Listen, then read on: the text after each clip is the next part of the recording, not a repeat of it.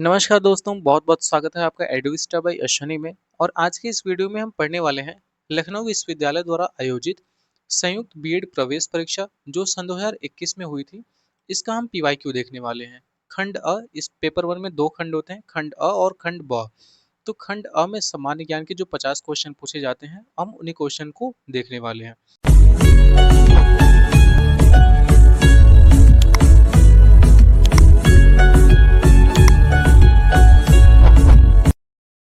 कह रहा है ये एक विज्ञान की शाखा है जिसके अंतर्गत जीवित जीवाश्म दोनों रूपों में पौधे के परागण, बीजाणुओं और कुछ सूक्ष्म प्लवकों के जीवों में संबंधित अध्ययन किया जाता है।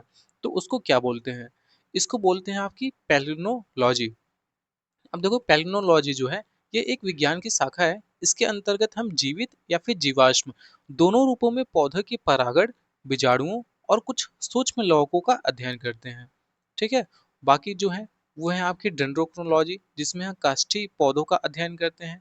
फिर एथनोबोटैनी है, जिसमें आदिवासी द्वारा पौधों के उपयोग का अध्ययन और या फिर एक क्षेत्र के पौधे का अध्ययन करते हैं। फिर पैलियोबोटनी है, इसमें हम भूगर्भिक संदर्भों से प्राप्त पौधों की पुनर्प्राप्ति और पहचान करते हैं। फिर नेक्स्ट क्वेश्चन है आपका, किस राज्य के स्थानिक शिल्पकारों को पौष मेले में अपने लोक नृत्य, संगीत, भोजन और संस्कृति को प्रदर्शित करते हुए देखा जा सकता है? तो ये है आपके पश्चिम बंगाल के। कह रहे हैं जो पश्चिम बंगाल के स्थानीय शिल्पकार होते हैं ना, ये पौष मेले में क्या होता है, इनके अपने लोक नृत्य, संगीत, भोजन, संस्कृति को प्रदर्शित करते हैं और उस समय ये सब चीजें देखी जा सकती हैं। यह मेला वीरभूमि जिले के शांति निकेतन में आयोजित होता है। पश्चिम बंगाल के अन्य प्रमुख जो त्योहार हैं वो है आपका दुर्गा पूजा, ईद उल फिज, कोड़ाकोरी, लक्ष्मी पूजा, रथ यात्रा, गंगा सागर। कुछ ये आदि इसके क्या हैं, प्रमुख त्योहार हैं जो पश्चिम बंगाल में मनाए जाते हैं। फिर नेक्स्ट क्वेश्चन है, उभयचरों के अध्ययन से संबंधित प्राणी विज्ञान जूलॉजी की कौन सी एक शाखा है? तो ये है आपकी हेर्पेटोलॉजी। अब देखो, हेर्पेटोलॉजी में क्या होता है, इसके अंतर्गत हम सरीसृप और उभयचर का अध्ययन करते हैं। वहीं हम एथनोलॉजी की बात करें तो इसमें जंतुओं के व्यवहार का अध्ययन होता है। मैमोलॉजी की बात करें तो इसमें स्तनधारियों के जीव जंतुओं को अध्ययन किया जाता है। फिर मॉर्फोलॉजी में आपका पादपों और जंतुओं का आकारीय संरचना के बारे में हम पढ़ते हैं। फिर नेक्स्ट है, तैमूर द्वारा कब, इस कौन से ईस्वी में दिल्ली पर किए गए आक्रमण को तुगलक साम्राज्य के अंत के रूप में देखा जाता है? तो ये हुआ था आपका 1398 में।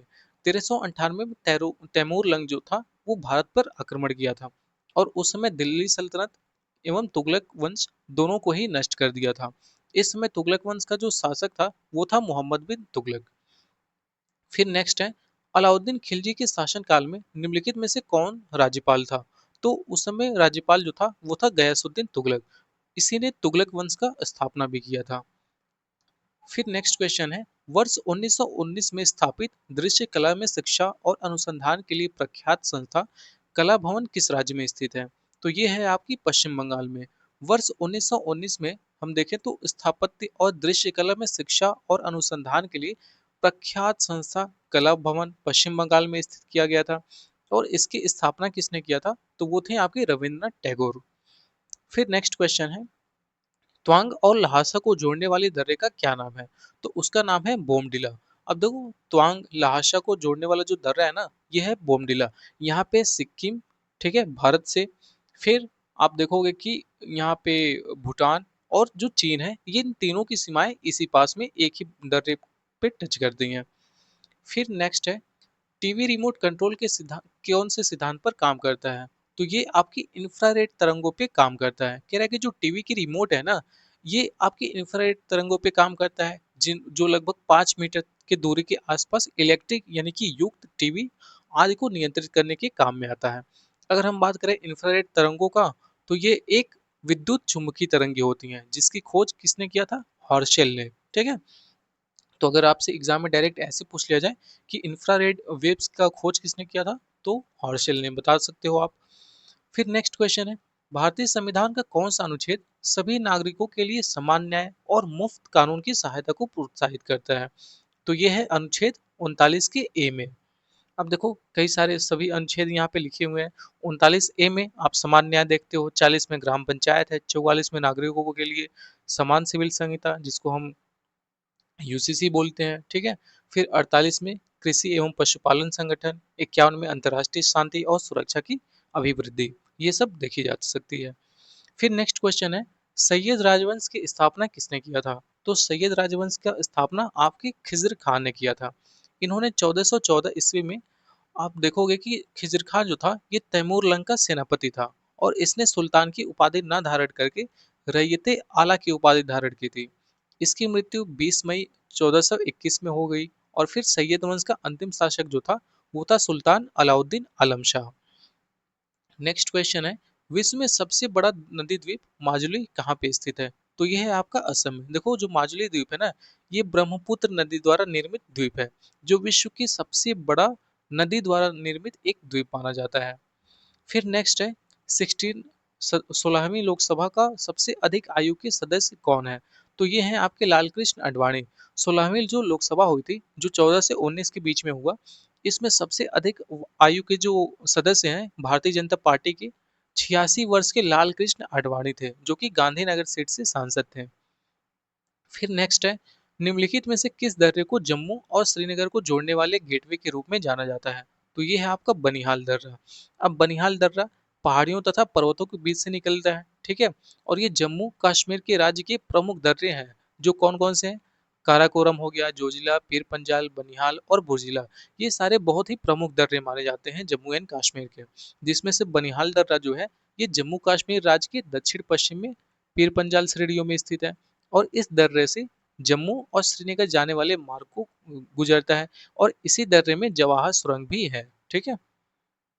फिर नेक्स्ट है, गांधी इरविन समझौते में निम्न में से कौन सी एक शर्त नहीं थी? तो जो आपका ऑप्शन नंबर बी है, खाद्य उत्पादन पर टैक्स हटाना, ये इसमें नहीं लिखा गया था। तो यही है इसका करेक्ट आंसर। फिर नेक्स्ट है, किसी अर्थव्यवस्था में सामान्य मूल्य स्तर में निरंतर वृद्धि को क्या कहा जाता है? तो उसको हम बोलते हैं मुद्रा स्फीति।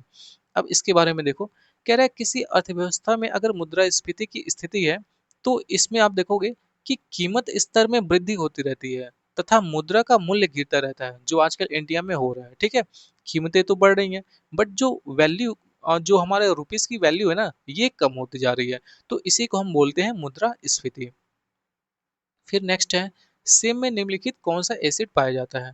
तो सेब में मौलिक एसिड पाया जाता है। अब देखो यहाँ पे कई सारे चार्ट हैं।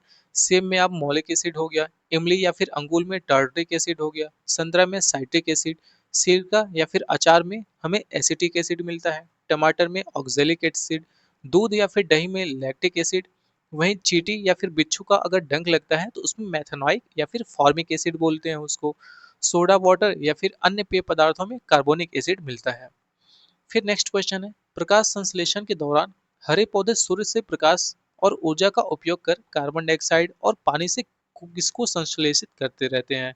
तो वो है आपका ग्लूकोज।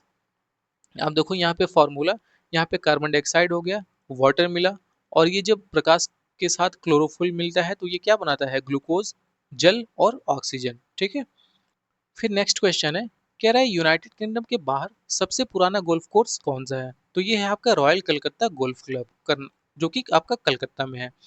कह रहा है कि जो रॉयल कलकत्ता गोल्फ क्लब है, ये यूनाइटेड किंगडम के बाहर सबसे पुराना गोल्फ कोर्स माना जाता है, और इसकी स्थापना कब हुआ था? 1829 में। कह रहा है विश्व का जो सबसे पुराना गोल्फ कोर्स है ये सेंट एंड्रयूज गोल्फ कोर्स है, जो कि स्कॉटलैंड यानी कि यूके में मौजूद है। फिर नेक्स्ट क्वेश्चन है, दिल्ली उच्च न्यायालय की पहली न्यायाधीश कौन थी? तो वो है आपकी लीला सेठ। जो लीला सेठ थे ये दिल्ली उच्च न्यायालय की सबसे पहली महिला न्यायाधीश मानी जाती हैं। लीला सेठ किसी राज्य उच्च न्यायालय की मुख्य न्यायाधीश बनने वाली पहली महिला भी हैं, ठीक है। फिर नेक्स्ट है, भारत में सबसे ऊंचाई पर स्थित रेलवे स्टेशन किस राज्य में है? तो वो है आपका पश्चिम बंगाल में। आप देखोगे कि जो पश्चिम बंगाल का दार्जिलिंग वाला रीजन है ना, यहीं पे सबसे ऊंचाई पे स्थित रेलवे स्टेशन है, जिसकी ऊंचाई लगभग समुद्र तल से अगर देखा जाए तो 2258 मीटर है। फिर नेक्स्ट क्वेश्चन है, बोरिएट्रिक सर्जरी किसी व्यक्ति के किसमें परिवर्तन लाती है? तो ये है आपका पाचन तंत्र में। आप देखोगे कि जो बोरिएट्रिक सर्जरी होती है ये किसी भी व्यक्ति के मोटापे की समस्या को दूर करने के लिए की जाती है, और इस सर्जरी के माध्यम से क्या होता है कि पाचन तंत्र में परिवर्तन करके पेट और आंतों में भोजन के जो अवशोषण को कम कर दिया जाता है, तो भूख कम लगती है। फिर नेक्स्ट है, भारत के संविधान का अनुच्छेद कौन से अनुच्छेद में चुनाव आयोग को संसद और राज्य विधानसभा के चुनावों का पर्यवेक्षण करने की शक्ति देता है? तो ये है आपका अनुच्छेद 324। कह रहा है कि जो भारतीय संविधान है ना, इसका भाग 15, जिसमें अनुच्छेद 324 से लेके 329 तक निर्वाचन से संबंधित उपबंध दिया गया है। फिर 324 में ही चुनाव आयोग को संसद और राज्य विधानसभाओं के चुनावों को पर्यवेक्षण करने की शक्ति भी देता है। अब चुनाव आयोग की स्थापना कब हुई थी? तो उसकी स्थापना हुई थी 24 जनवरी 1950 को। तो इसको आप लोग याद रखोगे। फिर नेक्स्ट है न्यूनतम समर्थन मूल्य यानी कि एमएसपी, जिसको हम मिनिमम सपोर्ट प्राइस कहते हैं, किसके द्वारा अनुशंसित है? तो ये है आपका कृषि लागत और मूल्य आयोग के द्वारा। इसमें देखोगे कि वर्तमान में सरकार द्वारा 22 फसलों के लिए न्यूनतम समर्थक मूल्य की घोषणा की है। फिर नेक्स्ट है दुनिया में सबसे बड़ा नदी द्वीप कौन सा है? देखो ये वही वाला क्वेश्चन रिपीट हो गया ना, तो माजुली है, ठीक है, जो ब्रह्मपुत्र नदी बनाती है और ये असम में है। फिर नेक्स्ट है किसकी कमी से रिकेट्स होता है? तो विटामिन डी की कमी से रिकेट्स होता है, जो छोटे बच्चों में होता है। आप देखोगे कि उसमें क्या होता है, फिर पैर की हड्डियां बिल्कुल कमजोर या फिर टेढ़ी मेढ़ी हो जाती हैं इसमें। फिर नेक्स्ट है राष्ट्रीय सूक्ष्म लघु और मध्यम बोर्ड एक वर्ष में प्रत्येक कितने महीनों में एक बार बैठक करता है? तो वो है आपका 3। कह रहा है जो राष्ट्रीय सूक्ष्म लघु और मध्यम बोर्ड है अधिनियम, जो सन 2006 के अंतर्गत इसका गठन हुआ था और 15 मई सन 2017 को किया गया था। कह रहा है इस बोर्ड की जो बैठक है ना, ये प्रत्येक 3 महीने बाद होती रहती है। फिर नेक्स्ट क्वेश्चन देखते हैं। कह रहा है वर्कला, चौहारा और चक्कावड और नतिका ये किस राज्य में समुद्र के तट माने जाते हैं? तो ये केरल राज्य के, जो देखो एक तो केरल का मालाबार तट है और उस मालाबार को बहुत छोटे छोटे पार्ट्स में डिवाइड किया गया है, तो ये वही सारे नेम है। फिर नेक्स्ट क्वेश्चन है निम्नलिखित में से क्या हिंदुस्तानी शास्त्रीय संगीत का कंठ संगीत रूप यानी कि वोकल फॉर्म नहीं है? तो जो पखावज है ना, ये आप देखोगे कि हिंदुस्तानी शास्त्रीय संगीत का यानी कि कंठ संगीत रूप नहीं होता है। बाकी धमार, ध्रुपद और तराना ये बाकी सब हिंदुस्तानी शास्त्रीय संगीत का कंठ रूप है। फिर नेक्स्ट है भारत में बैंकिंग विनियम अधिनियम कब पारित किया गया था? तो ये पारित किया गया था आपका 1949 में। इसमें देखो कह रहा है कि वर्ष 1956 में यह जम्मू कश्मीर में लागू होने के साथ पूरे देश में प्रभावी भी हो गया था। फिर नेक्स्ट है कौन दिल्ली के सिंहासन पर बैठने वाली पहली एकमात्र मुस्लिम महिला थी? तो ये हम सब जानते हैं कि रजिया बेगम जो थी, ये दिल्ली के सिंहासन पर बैठने वाली प्रथम महिला मुस्लिम और एकमात्र महिला मुस्लिम शासक थी, जो कि 1236 से लेके 1240 तक बैठी थी। फिर नेक्स्ट है निम्नलिखित में से कौन सा विल्सन रोग का लक्षण नहीं है? तो विल्सन रोग का लक्षण जो है ये रतौंधी नहीं है। बाकी पैरों में अगर पेट में फ्लोराइड होना बनना या फिर बोलने निगलने या शारीरिक संबंध में समस्या होना, अनियंत्रित गतिविधियां या फिर मांसपेशियों में अकड़न होना, तो ये सब विल्सन रोग का लक्षण माना जाता है। नेक्स्ट क्वेश्चन है सिखों के 10वें गुरु के 5वें गुरु कौन थे? तो अब देखो यहाँ सभी गुरु के नाम दिया गया है। सबसे पहले जो गुरु थे जिन्होंने सिख धर्म का स्थापना किया था, वो थे आपके गुरु नानक देव। फिर गुरु अंगद देव, गुरु रामदास, ठीक है, गुरु सॉरी ये 3 पे गुरु अमरदास, उसके बाद गुरु रामदास, फिर गुरु अर्जुन देव, हरगोविंद, फिर गुरु हरराय, गुरु हरकिशन, फिर 9वें नंबर पे गुरु तेग बहादुर, जिनकी हत्या औरंगजेब ने करा दिया था। और ये 5वें नंबर पे जो गुरु अर्जुन देव हैं, इनकी हत्या जहांगीर ने करा दिया था। फिर 10वें नंबर पे आते हैं गुरु गोविंद सिंह, जो कि सिखों के अंतिम गुरु माने जाते हैं। फिर नेक्स्ट है वर्ष 1556 में मुगल साम्राज्य का सिंहासन किसे प्राप्त हुआ? तो वो अकबर को प्राप्त हुआ था, जब पानीपत की द्वितीय लड़ाई लड़ी गई थी। फिर नेक्स्ट है खजुराहो मंदिर कहाँ पे किस राज्य में स्थित है? तो ये आप देखोगे कि मध्य प्रदेश में है, जो कि चंदेल शासकों ने इसका निर्माण कराया था। फिर नेक्स्ट है कृष्णा नदी पर अलमट्टी बांध किन राज्यों के बीच विवाद का विषय है? तो ये है आपका कर्नाटक और आंध्र प्रदेश के बीच में, ठीक है। फिर नेक्स्ट क्वेश्चन है कुतुब मीनार का नाम सूफी संत के नाम पर रखा गया था। अब वे कौन से सूफी संत थे? तो वो थे आपके ख्वाजा कुतुबुद्दीन बख्तियार काकी के नाम पे। और बनवाया किसने था इसको? तो कुतुबुद्दीन ऐबक। लेकिन बीच में ही उसकी मृत्यु हो जाने की वजह से इसको पूरा कंप्लीट किसने कराया था? इल्तुतमिश ने। फिर नेक्स्ट क्वेश्चन है यूनाइटेड किंगडम में संसद के 7 सदस्यों का एक समूह था, जिसे ब्रिटिश भारत के लिए संवैधानिक सुधारों का सुझाव देने के लिए गठित किया गया था। तो उसका नाम क्या था? तो उसको देख लेते हैं। उसका नाम था आपका साइमन आयोग। साइमन आयोग आप सब जानते हो कि ये 1927 में आया था, ठीक है, इसका गठन किया गया था। 1902 में पुलिस कार्य की पद्धति पर विचार करने के लिए फ्रेजर आयोग। हंटर आयोग 1882 में शिक्षा का विकास, इसमें प्राथमिक शिक्षा पे बहुत जोर दिया गया था। फिर सर्जेंट आयोग जो कि 1944 में शिक्षा का विकास करने के लिए गठित किया गया था। फिर नेक्स्ट क्वेश्चन देखते हैं। कह रहा है 10वीं अनुसूची के तहत लोकसभा के किसी सदस्य की अयोग्यता से संबंधित मुद्दे पर निर्णय कौन लेता है? तो वो लेते हैं आपके अध्यक्ष। फिर नेक्स्ट है, हुमायूं ने अपनी सत्ता को पुनः प्राप्त करने के लिए किस सूरी राजा को हराया था? तो वो हराया था सिकंदर सूरी को। अब देखो, बेलग्राम के युद्ध के बाद, ठीक है, जो 1940 में सॉरी, जो आपका 1540 में हुआ था, उसके बाद क्या हुआ था, हुमायूं 15 वर्ष के लिए निष्कासित हो गया था, देश निवाला हो गया था। और उसके बाद से फिर क्या हुआ, ये वापस आता है और सिकंदर सूरी को हराने के बाद फिर इसे दिल्ली की गद्दी मिलती है। फिर नेक्स्ट क्वेश्चन है, 1912 में परमाणु बैटरी का आविष्कार किसने किया था? तो वो थे हेनरी मोजले ने। 1912 में परमाणु बैटरी का आविष्कार हेनरी मोजले द्वारा किया गया था। फिर नेक्स्ट क्वेश्चन है, किसने उष्मागति की प्रथम दो नियमों को संहिताबद्ध किया और यह निष्कर्ष निकाला कि ताप का निरपेक्ष शून्य -273.15 डिग्री सेल्सियस है, और इसके लिए उन्हें केल्विन तापमान स्केल के नामकरण के साथ ही सम्मानित भी किया गया था। तो ये थे आपके विलियम थॉमसन। फिर नेक्स्ट क्वेश्चन है, पूर्वोत्तर भारत में स्थानांतरित कृषि को क्या कह के हम जानते हैं? तो इसको हम बोलते हैं झूम कृषि। आप झूम कृषि सुने होंगे ना, कि क्या होता है, स्लैश एंड बर्न भी हम उसको कहते हैं। ये ज्यादातर आदिवासियों द्वारा किया जाता है। एक जगह पे कृषि करते हैं और फिर जब उसकी उर्वरता खत्म हो जाती है दूसरी जगह पे चले जाते हैं, उसको जला देते हैं वहां पे। तो उसको हम झूम कृषि के नाम से जानते हैं, जो पूर्वोत्तर भारत में किया जाता है। अब इसको अलग अलग भारत के राज्यों में अलग अलग नाम से भी जानते हैं, जैसे दक्षिण पूर्वी राजस्थान में वाल्तरे, पश्चिमी घाट में इसको कुमारी, मध्य प्रदेश या फिर छत्तीसगढ़ में डहिया, उड़ीसा में पोटू, और उत्तर पूर्वी भारत में इसे झूम कृषि के नाम से जानते हैं। इसके बाद है आपका लॉरेंज वक्र क्या दर्शाता है? तो लॉरेंज वक्र आपका आय का वितरण दर्शाता है, ठीक है, लॉरेंज कर्व बोलते हैं। उसमें हम इनकम का वितरण देखते हैं, ठीक है। फिर नेक्स्ट है, तीसरी शताब्दी ईसा पूर्व और 12वीं शताब्दी ईस्वी के बीच की अवधि से संबंधित वह स्थान है जो बौद्ध कला वास्तुकला के उत्कृष्ट नमूने के लिए बहुत ज्यादा प्रसिद्ध हुआ था। तो ये था आपका सांची। इसीलिए आप देखोगे ना, सांची का स्तूप, यहाँ पे बौद्ध से रिलेटेड बहुत सी चीजें हुई है। फिर नेक्स्ट है, किसने अमृतसर में स्वर्ण मंदिर के नाम से विख्यात विश्व प्रसिद्ध हरमंदिर साहिब का निर्माण कराया था? तो वो कौन थे? वो थे आपके गुरु अर्जुन देव, ठीक है। फिर नेक्स्ट क्वेश्चन है, किस पोषक तत्व की कमी से रतौंधी रोग होता है? तो जो विटामिन ए है, इसकी वजह से रतौंधी होता है, कि शाम जैसे ही शाम होता है तो दिखना बंद हो जाता है। और इसको 1912 में किसने खोजा था? सी फंक ने, ठीक है। तो नाम याद रखोगे कि सी फंक ने 1912 में विटामिन ए को खोजा था। फिर इसके बाद है, किसके शासनकाल में चीनी यात्री ह्वेन सांग भारत आया था? तो ये आया था आपका हर्षवर्धन के शासनकाल में, जो कि 630 से लेके 643 के बीच में था, ठीक है। वह भारत में 15 वर्षों तक रहा भी था, और उसने बिहार के नालंदा विश्वविद्यालय में शिक्षा भी ग्रहण की थी।